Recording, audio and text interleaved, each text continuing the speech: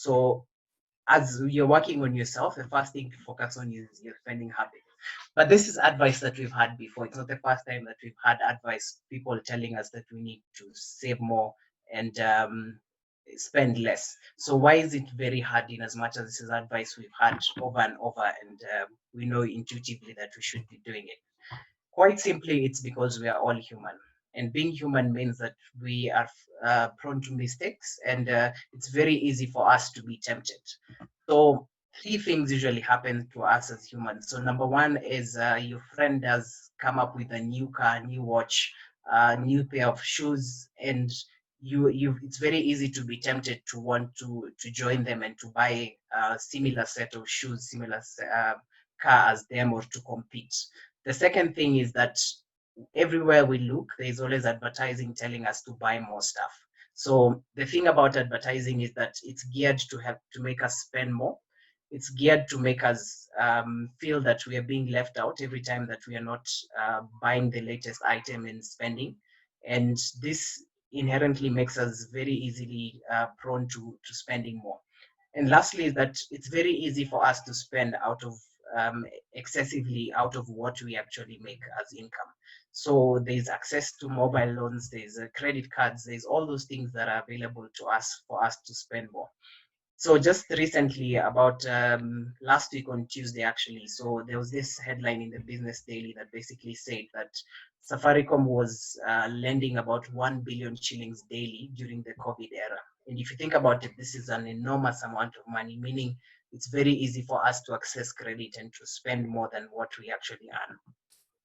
But there's also deeper reasons why we end up spending more.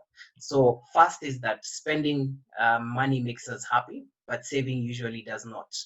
And I ask you to disregard the gender choice in this particular image, but of course, this is a feeling we usually feel. Every time you go out shopping, it leaves you with a certain feeling of happiness that you feel like you've achieved and you can be able to access more. But then when you're saving, it's just putting money somewhere and you don't necessarily see what that is doing for you.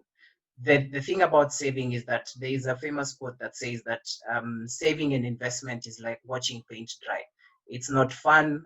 It's like watching grass grow. It's not fun, but at the same time, it does bring a lot of benefits whenever you do achieve and you achieve your goal. The second thing is that whenever we are saving, the problem is to achieve financial goals takes a long time. So if you think about it, you have to set a goal, you have to make a plan, you have to get to work on the plan, you have to stick to the plan, then you reach the goal, and that's when you achieve it. And usually the goal is 10, 15, 20 years out, and it's very hard for you not to see the end. So it's like I said, it's like watching paint dry or watching grass grow, and it's very boring, and it does take a long time to achieve. Then thirdly is that life always happens. Just think about this simple image that we have here about this prisoner who was trying to break out of jail, and he's very happy that he's already made it almost half the way out of jail.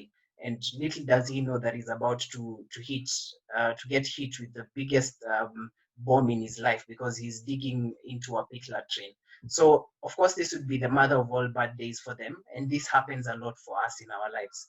We plan, we make all the best of plans, and then life happens. Somebody gets sick.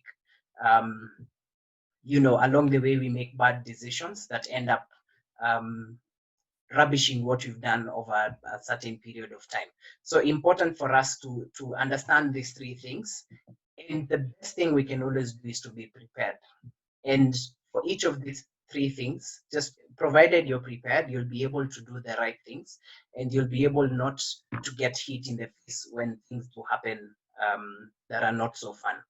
So the first thing is, when you think about saving not being fun, so where do we find the fun in saving?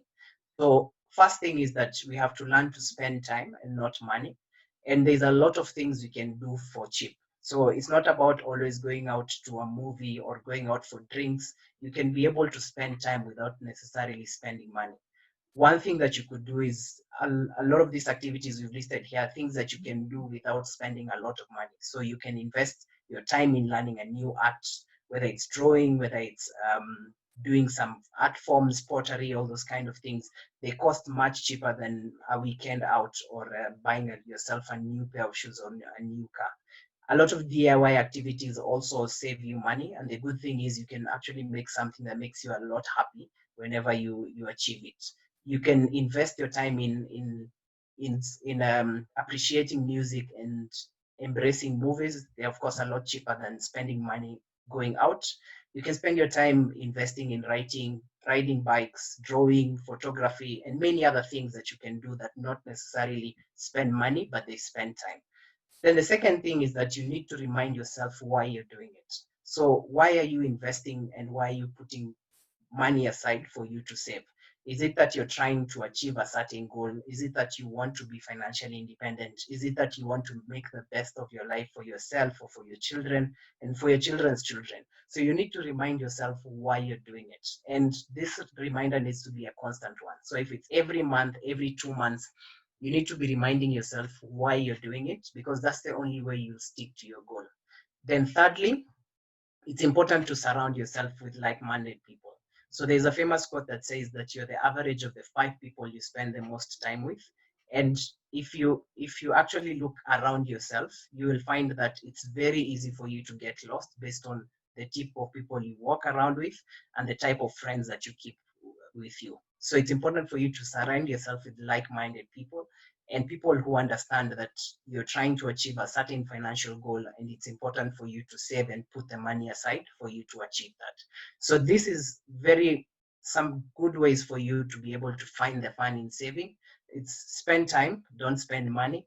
Remind yourself why you're trying to save and surround yourself with like-minded individuals. And with this, you'll be able to make fun while saving. And you need to do it constantly so that you keep having that reminder. The second thing is financial goals take time. So how do we prepare for that? And how do we embrace the fact that either way it's going to take time to achieve financial goals? So financial goals is like a journey of 1,000 steps. And it's the first step that actually counts. The first step being that you need to focus on micro goals. So micro goals in this sense means that to save 1,000,000 shillings, it is the first 10,000, the first 1,000, and even the first 10 shilling that counts. So what is that micro goal? So maybe you want to save 1,000,000 shillings over the next 5 years. So you could say, I will do 200,000 every year. But even that is still a big goal. So how do you even bring it to become even a smaller goal? So 200,000 could be 1,000 shilling a day, or could be 30,000 shillings a month. And with that, whenever you focus on that small goal of putting aside, let's say 30 or 10,000 shillings a month, then it's very easy for you to achieve it, because you're not going against that big goal of saving 1,000,000 shillings. You're focusing on the goal of 1,000 shillings or 10 or 20,000 shillings, which is much easier for you to start doing today than focusing on the 1,000,000 shillings, which seems like a big goal and very hard for you to reach. The second thing is always look at the change you made and not necessarily how far you have to go. So in many things in life, you're told always focus on the end goal, and it's the end that matters. But then because every financial goal takes time, and it's a journey that you have to start and it takes time for you to achieve, it's important for you to always look at the change that you're making. So if you've saved 10,000 shillings, always focus on that and say, I didn't have 10,000 in my savings last month. Now I have 10. So how do I get to the next 10 so that I make it 20? How do I get the next 20 so that I make it 40?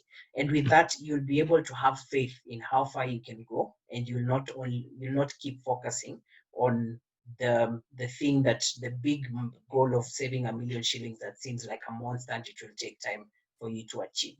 Then the last thing is remember to reward yourself. And here I say this very cautiously about rewarding yourself, because rewarding yourself is very easy for you to take everything that you've saved and say, I'm rewarding myself because I've saved 10,000 shillings. I'm rewarding myself with 9,000 shillings. So you only leave 1,000. Rewarding yourself here is finding small rewards that make you happy, that, doesn't necessarily affect your goal, but make you feel that you're achieving something. So you could say to yourself that, if I save 100,000 over the next 1 year, or if I save 100,000 over the next 2 years, then I will reward myself by buying myself a new pair of shoes or a new handbag or new something, whatever it is, that reward needs to be small, that it doesn't affect your long-term goal, but it also needs to be precious for you to feel that you really earned it and you deserve it for achieving that micro goal. So for you to finish that aspect of understanding your that financial goals do take time, the 3 steps is to, number one, focus on micro goals. So divide up that big goal into small goals that are easier to achieve. Number two, look at the change that you've made so far, and that will give you faith for how far you can go. And then thirdly, find very cautious and very small ways for you to reward yourself, and this will enable you to be able to have that pride and faith for you to achieve more. So lastly, life always happens. So what happens when we think about life, and that things always happen along the way. So it's very hard for you to plan for everything in life, but you can be able to put aside very small steps for you to be able to be ready when life happens. So the first thing is you can take out risks, the risks that you have in your life. So here, famously, what you need to do is to take the road that is less traveled. Don't be ashamed for you to make decisions that are very different from what everybody else is doing. And first thing could be simple thing like, say, for example, carrying lunch to the office. Could be a simple thing like not having a car while all your friends and all your people and peers have cars. Could be something like where you decide to live, and all those things. Take the road that is less traveled, and trust me, you will find yourself living a much better life, and it will make it much more easier for you to achieve your financial goals. Then secondly, build an emergency fund. And emergency fund, we'll talk about it a bit more in detail, but there's 2 aspects in an emergency fund. So there's an emergency fund for when things go wrong. So what if your tire burst, in case you have a car? What if your tire burst today? What if, if you don't have a car, what if your shoe today decided for the sole to come off? So where do you find the money for you to do such small things that usually come as an emergency? Or somebody could get sick and they urgently need 10, 15, whatever number of shillings that they need for them. So build that emergency fund and it will help you. Then there is also a survival account, which sometimes you can call a screw you account. So if say your employer decided to move you to a different town, they decided today we're going to move you to be working in Nakuru, but you're not interested in moving to Nakuru. So do you just take the decision and say, okay, I don't really want to go to Nakuru, but because you've said I have to go, it's okay, I will go? Or do you have something that you can say, actually, I choose not to go, and if it's a must I go, then I can decide not to take this job, and I have 3 to 6 months worth of my expenses for me to be able to make that decision and find a job over time. Then thirdly is to plan for the future. So I give an example here of something that usually comes to many people. So assuming your girlfriend or you just discovered today that you're pregnant, you do have enough time to plan for most of these expenses. The only thing is that we have the habit of waiting till the last minute for us to be able to take that decision. So just using a simple timeline of when you learn that you're pregnant, you have 9 months till your son or daughter is born for you to plan for that birth. And you can plan for diapers within those 9 months. You can plan for new baby clothes. If you think about school, you have about 3 to 4 years to plan for preschool. You have 6 to 7 years to plan for primary school. You have about 14 to 15 to plan for secondary, and so on and so forth. But every time you delay that decision, that time reduces. So if you start planning for primary school, by the time your child is in preschool, then you only have 3 years, because it's the gap between the 3 to 4 years that you would have taken when you learned you were pregnant, and when you actually learned to start making a plan. So the earlier you start, the better. And that's a simple thing about financial goals. If you start earlier, it will be much easier, and it will be a lot more comfortable to plan for it well in advance than waiting for it to happen. And apply the same for other events. If you have a car, tires wear out. If you don't have a car, shoes wear out, or other things do wear out. Your house today, you could have a sink leaking, a lot of things could happen. health issues also happen. You could be sick today, you cannot go into your business, to your office, all those things happen. And of course also death also happens. So how do you plan for some of these things? Of course, some of them are harder for you to plan for because you don't decide when somebody will die or when health issues will happen, but knowing that it's an inevitable. So how do you plan and say, okay, this is for when things do go wrong? And I know as Africans, we find it hard for us to discuss, especially the issues of health and death, because it sounds like we're planning for the worst. But trust me, it's actually planning for the better if you prepare yourself. So to summarize that section, I want to leave you with this good quote by Benjamin Franklin, who said, "Beware of very little expenses, because a small leak will sink a great ship." It's not a big leak that will necessarily sink a big ship. It's even the smallest of leaks that will sink a great ship.